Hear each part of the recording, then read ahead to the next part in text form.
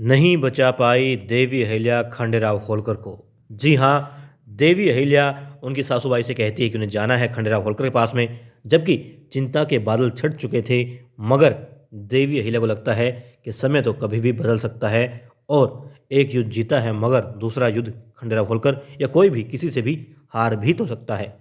इसलिए वो जाना चाहती है, सासूबाई से आग्रह करती है कि उसे जाने दिया जाए। बता देती है काम यहाँ के जो है सारे निपटा दिए हैं और किसे क्या-क्या ज़िम्मेदारियाँ सौंप दी हैं, सब बता दिया है और फिर देवी अहिल्या जाना चाहती है। अब गौतमबाई सरकार कहती है ठीक है, तुम जाओ।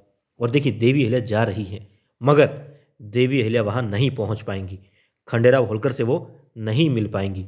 क्यों? क्योंकि देखिए देवी अहिल्या यदि किसी मुहिम के लिए एक कदम आगे बढ़ाती हैं, तो वो आस-पास के 3 कदम क्या हो सकते हैं पहले से सोच लेती हैं। हमने ये पहले भी देखा था, जब सुजाउद्दौला के साथ में युद्ध हो रहा था, उसने वहाँ के आदिवासियों को मिला लिया था, डकैतों को मिला लिया था अपने साथ में, तब भी देवी अहिल्या ने सोचा कि 3 कदम कौन-कौन से हो सकते हैं। जी हाँ, मल्हार राव सूबेदार जी ने त्रिपक्षीय रणनीति बनाई थी, मगर देवी अहिल्या ने कहा कि नहीं, इसे चारों तरफ से कीजिए, चारों दिशाओं का इस्तेमाल कीजिए, वो यहाँ पर भी आ सकता है। और देखिए ऐसा ही हुआ था, वो चंबल घाटी की तरफ से ही आ रहा था और देवी अहिल्या ने उसे वहीं पर रोका और खात्मा उसका कर दिया था। वो बात अलग है, उसे जीवन दान देके छोड़ दिया था। और यहाँ पर भी देवी अहिल्या के खंडेराव होलकर देख रहे हैं कि जो सूरजमल है, वो कहाँ-कहाँ से किस तरीके से चक्रव्यूह रच सकता है। 6 उन्होंने चक्रव्यूह देख लिए हैं कि हाँ, खंडेराव होलकर ने सोचा, पूरी जानकारी जो उन्होंने इकट्ठी की और प्लान बनाया कि भई यहाँ पर ये 6 चक्रव्यूह बना सकता है सूरजमल। लेकिन सूरजमल ने अपने आदमी वहाँ पर छोड़ रखे हैं और पता कर लिया है कि खंडेराव होलकर ने क्या-क्या रणनीति बनाई है। अब वो जान गया है, इसलिए वो 6 चक्रव्यूह तो बनाएगा ही बनाएगा, वरना हो सकता है वो 5 भी बनाता, 4 भी बनाता, 2 भी बनाता या 6 ही बनाता। लेकिन क्योंकि खंडेराव होलकर 6 चक्रव्यूह रचना तोड़ने का काम कर रहे हैं, उसके हिसाब से जो है चल रहे हैं, ये बात सूरजमल जान गया, इसलिए वो 7वां व्यूह भी रच देता है और वहीं से वो कहता है वो दरवाज़ा खुलेगा 7वें चक्रव्यूह का, उसके साथ ही खंडेराव का खात्मा हो जाएगा, कर दिया जाएगा। क्यों बनाई उसने ये योजना?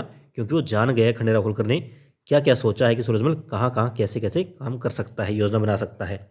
और अब यदि देवी अहिल्या वहाँ पर पहुँच जाती, तो देवी अहिल्या हर प्रकार से हो सकता है 7 व्यू की बात वहाँ पर करती, हो सकता है कुछ और रास्ता भी ढूँढ लेती कि ये भी हो सकता है। वहाँ की जो भौगोलिक स्थिति है, खंडेराव होलकर उससे परिचित नहीं है। मगर देवी अहिल्या ने क्योंकि जब अध्ययन किया करती थी, तो खंडेराव होलकर से ज़्यादा ध्यान वो दिया करती थी और हो सकता है देवी अहिल्या ने उसके बारे में पता किया होता कि हाँ, यहाँ पर रेत ज़्यादा है, यहाँ पर पहाड़ नहीं है, ऐसा किला है, चारों तरफ कैसा मतलब कि माहौल है, भौगोलिक स्थिति कैसी है वहाँ की, उस हिसाब से देवी अहिल्या 8वां, 9वां, 10वां कोई और चक्रव्यूह भी रचने के लिए कहती या उसका तोड़ ढूँढने के लिए कहती। मगर क्योंकि ऐसा नहीं हुआ, इसलिए देवी अहिल्या को यकीनन कोई दूसरा काम निकल आया होगा या फिर उनकी सासूबाई ने, द्वारकाबाई साहब ने, या कोई और ऐसा काम अचानक से उत्पन्न हो गया होगा, जिससे देवी अहिल्या खंडेराव होलकर के लिए, उनकी मदद के लिए नहीं जा पाई होंगी।